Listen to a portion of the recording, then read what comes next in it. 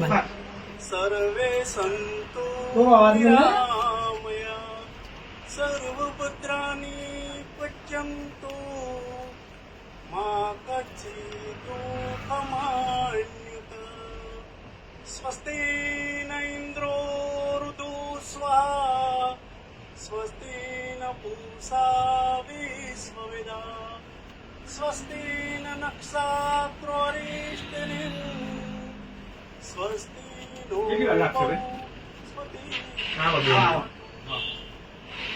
સંત શ્રી ભૂપતરામ બાપુ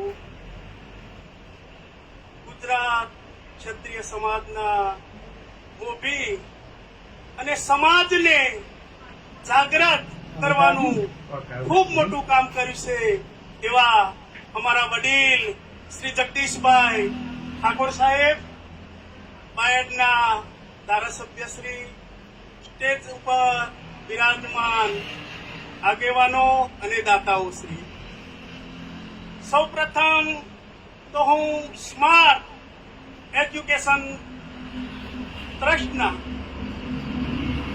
પૂરી ટીમને ખૂબ ખૂબ અભિનંદન આપું છું કે સમાજ માટે આવું રૂડું કામ કરે છે. બીજું, આજે લગ્ન ગણતરીથી જે પવિત્ર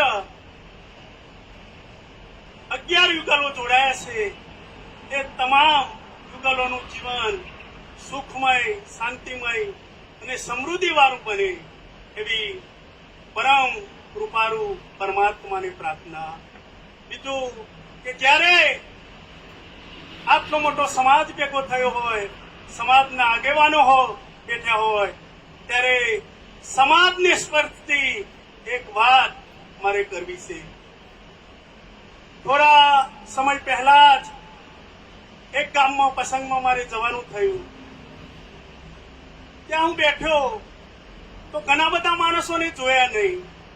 તો મેં પૂછ્યું કે કેમ આ બધા નથી? તો એમને કહ્યું કે અહીંયા અપૈયા ચાલે છે. હા, અપૈયા વાળી વાત ગામે ગામ સમાજને જુદો કરી રહ્યું છે. અને આ બધું કરે છે કોણ? આજે સામાન્ય ઘરમાં તકલીફ હોય તો બધા ભુવા પાસે જાય. ભુવા પાસે જાય એટલે વાત કરે કે તમારા ઉપર કઈ મેલું કરેલું છે અને તમે જો વાત ના કરો તો હું આ નામ દઉં. એટલે આ મેલું તમારા ભાઈએ જ કર્યું છે. કેવું દુઃખ થાય કે જયારે ભાઈનું નામ આવે અને કહેવાનું નહીં. એટલે એક ભાઈ બીજા ભાઈના ત્યાં જવાનું બંધ કરે છે. એટલે સમાજના આગેવાનો, સમાજના શિક્ષિત વર્ગને હું ખાસ ધ્યાન દોરવા માંગુ છું કે સમાજમાં જે આવી અંધશ્રદ્ધા ભરેલી છે, આવા રૂઢિઓ ઘર કરી ગઈ છે, આજે સમાજને ઘર કરીને જે વસ્તુ જુદી કરી રહી છે, આવા માંથી જાગૃત કરવાનું કામ કરો, નહીં તો સમાજ આજે વિખરાઈ રહ્યો છે. બીજું, સમાજને આજે એક તાતી જરૂરિયાત શિક્ષણની છે કે કોઈ પણ સમાજનો વિકાસ કરવો હોય તો એના પાયામાં સૌથી પહેલા શિક્ષણની જરૂર છે. શિક્ષણ વગર સમાજ પાછળ જઈ રહ્યો છે. અરે એક સમયે ઇતિહાસના પાને પાને જે સમાજનું સ્વર્ણાક્ષરે નામ હતું એ સમાજ આજે ક્યાં જઈને ઉભો છે? આવી સમાજની દીનહીન અને લાચારી જોઈને દુઃખ થાય છે.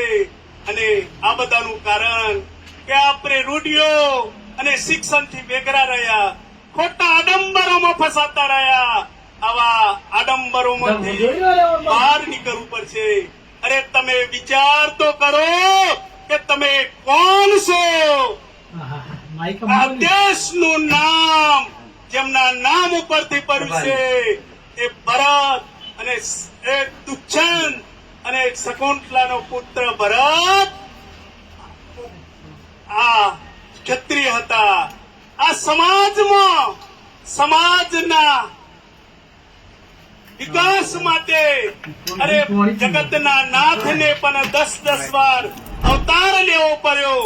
એ સમાજ છે આ. અરે વાણિયાઓ જે 24 તીર્થંકરોને માથે લઈને ફરે છે એ 24 આપણા ક્ષત્રિયો હતા.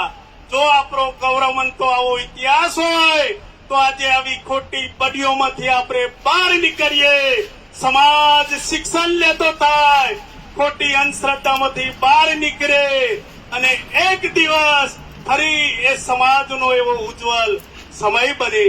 એ જ પરમ કૃપારૂપ પરમાત્માને પ્રાર્થના જે અલગ કરી.